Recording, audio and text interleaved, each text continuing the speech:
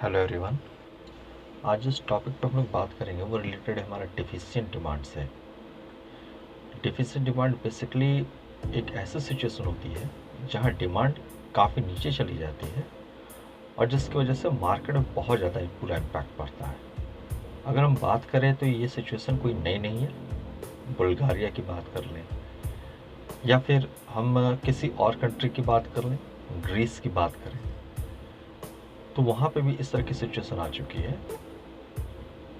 और समय समय पे ये वर्ल्ड के किसी भी इकोनॉमी में ऐसी सिचुएशन आ सकती है। यूएस में भी ऐसी सिचुएशन आई थी और यूएस के तो फाइनेंशियल क्राइसिस को हम लोग याद करते ही रहते हैं और जानते भी हैं। 1929 से लेकर 1939 तक 10 साल तक वहाँ पे ग्रेट डिप्रेशन का पीरियड था, वो बिकॉज ऑफ दिस। अब ये आता क्यों है, इसके बारे में अगर हम बात करें तो जब हमारी टोटल डिमांड जो है, जिसे हम एग्रीगेट डिमांड कहते हैं, वो कम हो जाती है हमारी इस टोटल सप्लाई से, जिसे हम एग्रीगेट सप्लाई कहते हैं, तो ये एक डिफिशिएंट डिमांड की सिचुएशन बनती है वहाँ पे। That is total demand is less than total supply. अगर हम डायग्राम की बात करें तो इस डायग्राम में जैसा हम देख सकते हैं कि हमारा जहाँ एक्सेस डिमांड में इन्वेस्टमेंट काफ़ी ऊपर होता है और फुल एम्प्लॉयमेंट इक्विलिब्रियम जो एक ऑप्टिमम पॉइंट पे मिलता है, उससे भी ऊपर हमारा एग्रीगेट डिमांड होता है।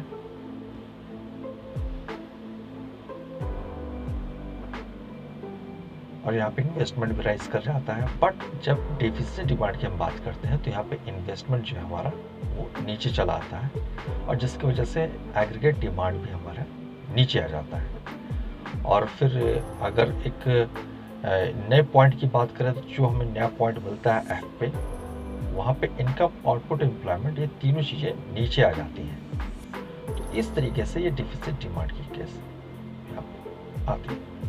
अब यहाँ बात करें इनकम की, तो बेसिकली इनकम के नीचे जाने से ही एग्रीगेट डिमांड जो है वो नीचे चली जाती है और जिसकी वजह से डिफिशिएंट डिमांड की प्रॉब्लम अराइज होती है। इसका बहुत बड़ा इम्पैक्ट इकनॉमी पे पड़ता है। सो बेसिकली यहाँ पे इनकम की वजह से ये सारी चीज़ें हम लोग को देखने को मिलती है। अगर इनकम ज़्यादा रहेगा तो नो डाउट जो कंज्यूमर है वो ज़्यादा स्पेंड करता है। अब अगर हम इसके डिफरेंशियल गैप की बात कर ले तो डिफरेंशियल गैप जो बनता है वो एग्रीगेट डिमांड के नीचे चले आने से बनता है। डैट मीन्स की फॉल शॉर्ट। इसके वजह से हम देख सकते हैं इस डायग्राम में ये जो गैप क्रिएट होता है बिकॉज ऑफ लेस इन्वेस्टमेंट। तो ये जो ई एंड जी के पीछे जो गैप आया है that is the differential gap. It creates the differential gap. तो यहाँ पे एक डेफिसिएंट डिमांड के साथ डिफरेंशियल गैप की सिचुएशन बनती है। रीजंस की अगर हम बात कर लें, अगर हम इसके रीजंस पर चलते हैं तो सबसे पहला जो रीज़न आता है कि जब हमारा कंजप्शन डिक्रीज करता है, वो हो सकता है कि नेचुरल बिहेवियर में या फिर किसी दूसरे सर्कमस्टांसेस के कारण अगर हमारे कंजप्शन नीचे जाती है तो उस कंडीशन में जो सबसे बड़ा इम्पैक्ट पड़ता है वो होता है डिमांड पे। और यहाँ पे हम एग्रीगेट डिमांड की ही बात कर रहे हैं, that is related to the total demand. तो पूरे इकोनॉमी के लिए सही नहीं है कहीं से भी। बात करें अगर हम दूसरे रीजंस की, तो इसमें हमारा टैक्स है। गवर्नमेंट की अगर टैक्स पॉलिसी बदलती है जिसके कारण अगर टैक्स राइज कर जाता है तो इसका सीधे पूरा इम्पैक्ट पड़ता है डिस्पोजेबल इनकम पे। इस डिस्पोजेबल इनकम के कारण हमारे जो एक्सपेंसेस है वो घटते हैं और जिसकी वजह से फिर अल्टीमेटली हमारे जो डिमांड है उस पर भी बुरा असर पड़ता है। और डिमांड कम होने से जो सबसे बड़ा जो एक इम्पैक्ट देखा जाता है वो कंपनीज के ऊपर आता है। इसके साथ साथ डिक्रीज इन गवर्नमेंट एक्सपेंडिचर, इसको भी हम देख सकते हैं। जब भी गवर्नमेंट अपने एक्सपेंडिचर को डिक्रीज करती है तो उस सिचुएशन में ऐसी प्रॉब्लम आती है। मान के चलते हैं कि गवर्नमेंट ने अपने एम्प्लॉयज़ के सैलरी को डिक्रीज कर दिया या जो उसके प्रोजेक्ट्स हैं उसको बंद कर दिया, जिसकी वजह से लोगों की इनकम पे असर पड़ता है। और फिर अगर इनकम कम होता है तो ये जो है हमारा डिमांड भी नीचे जाता है। इसके साथ साथ कई और फैक्टर्स हैं, जैसे कि एक हमारा फॉल इन इन्वेस्टमेंट भी आता है। अगर हम इन्वेस्टमेंट की बात करें तो इन्वेस्टमेंट दो रूट से आते हैं, दो चैनल्स होते हैं, एक एफडीआई, एक एफआईआई। इन दोनों में से किसी रूट से भी अगर इन्वेस्टमेंट पे असर आता है, इन्वेस्टमेंट नीचे जाता है, तो उसकी वजह से लोगों की इनकम, कंपनी की इनकम भी नीचे जाती है। Because we know it very well कि कंपनी की जो इनकम है वो पूरी तरीके से डिपेंड करती है इन्वेस्टमेंट पे, या फिर ये इन्वेस्टमेंट गवर्नमेंट की तरफ से भी आता है। अगर गवर्नमेंट ने भी इन्वेस्टमेंट बंद कर दिया तो इसका सीधा असर जो है वो लोगों की इनकम में पड़ता है। बात कर ले अगर हम इम्पोर्ट की, तो इम्पोर्ट जैसे जैसे राइज करता है, इसका पूरा असर यहाँ की डोमेस्टिक कंपनीज पे पड़ता है। उनकी इनकम घटती है, और उनकी जब इनकम घटती है तो वहाँ जो उसके स्टाफ होते हैं, उनके जो एम्प्लॉय होते हैं, वर्कर्स होते हैं, उनके भी इनकम नीचे जाती है, जिससे फिर वो डिमांड भी अपनी कम कर देते हैं, कंजप्शन कम कर देते हैं, जिसके वजह से फिर यहाँ पे भी एक डिफिसिट डिमांड की प्रॉब्लम अराइज होती है इस इम्पोर्ट की वजह से भी। इसलिए we should try to avoid this one. Next हमारा जो पॉइंट है वो है फॉल इन एक्सपोर्ट।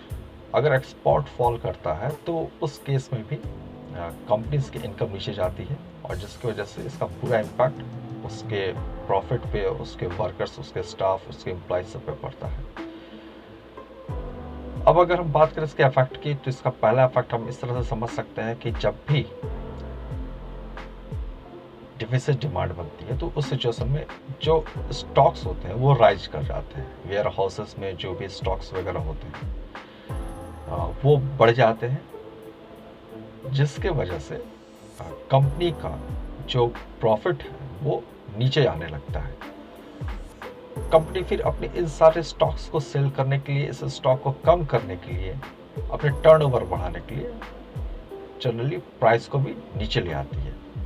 और प्राइस नीचे लाने से जो सबसे बड़ा असर देखा जाता है वो कंपनी के प्रॉफिट में पड़ता है, बिकॉज इस प्राइस में कंपनी का प्रॉफिट भी इंक्लूड होता है।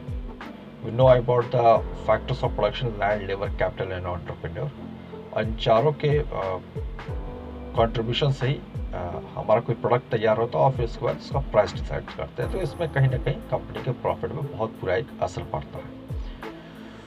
फिर जब प्राइस नीचे करने से बात नहीं बनती है तो कंपनी फिर अपने प्रोडक्शन को घटाती है, तो कंपनी के प्रोडक्शन में हम देख सकते हैं डाउनफॉल आता है, और वो कोशिश करती है कि वो अपने प्रोडक्शन को घटा के जो उसके जो स्टॉक्स हैं वो जो बन चुके हैं वेयर हाउसेस वगैरह में, उसको वो कम करे, और इस तरीके से वो कंपनी अपने आप को मैनेज करने की कोशिश करती है। So they try their level best to sort out this problem anyhow. But जब इससे भी बात नहीं बनती है तो फिर वो रिट्रेंचमेंट करना शुरू कर देते हैं। कंपनी वाले जो है वो रिट्रेंचमेंट शुरू कर देते हैं और अपने एम्प्लॉय को बाहर कर देते हैं, जिसके कारण जो सबसे बड़ी जो प्रॉब्लम अराइज होती है वो होती है अनएम्प्लॉयमेंट की।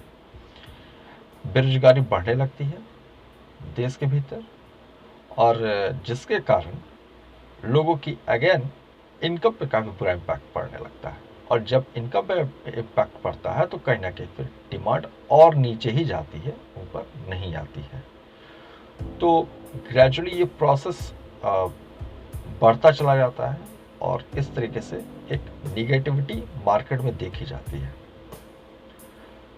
इस अनएम्प्लॉयमेंसी की वजह से बहुत ज़्यादा उस इकोनॉमी को सफ़र करना पड़ता है, बिकॉज जीडीपी में कंट्रीब्यूशन कम हो जाता है और जीडीपी बर्डन काफ़ी बढ़ जाता है इस अनएम्प्लॉयमेंसी की वजह से। बिकॉज लोगों की इनकम खत्म हो जाती है तो उनके जो टैक्सेस वगैरह हैं वो भी काफ़ी गवर्नमेंट के जो है वो नीचे चले जाते हैं, जिसकी वजह से गवर्नमेंट को भी नुकसान होता है। कंपनियां कई बार बैंकरप्ट कर जाती हैं जब वो प्राइस के कारण, प्राइस जो है वो अपनी उसके थ्रू लॉस को कवर करने की कोशिश करती है, लेकिन जब नहीं कर पाती हैं तो फिर वो बैंकरप्ट भी कर जाती हैं। शटडाउन की भी सिचुएशन आ सकती है। शटडाउन के केस हम लोग जानते हैं, और इसका सबसे बड़ा जो असर पड़ता है वो है जीडीपी पे। जितनी ज़्यादा कंपनियां रन करती हैं या कंपनियां इनकम अर्न करती हैं, प्रॉफिट गेन करती हैं, तो उससे कंट्री का जीडीपी बढ़ता है। बट जब कंपनी शटडाउन करना शुरू करती है तो उसका सीधा इम्पैक्ट जीडीपी पे पड़ता है, बिकॉज कंपनी से हमें टैक्स वगैरह मिलता है, और ये उसके बाद जो धीरे धीरे धीरे धीरे इकोनॉमी जो वो डिप्रेशन की तरफ मूव कर जाती है। तो ये डिप्रेशन भी जो है वो प्रिवेल कर जाता है मार्केट में, और फिर ये लंबे समय तक रहता है। जैसा हमने पहले ही बताया था कि अगर हम बात करें यूएस की, तो वहाँ तो 10 साल तक था। We cannot forget great depression. ये हमारा एक डिफिसिट डिमांड का एक एक्सप्लेनेशन है यहाँ पे, अगर हम इसको डिफाइन करना चाहें इस तरीके से। तो इसके साथ साथ हमारा ये डेफिनेटरी गैप है।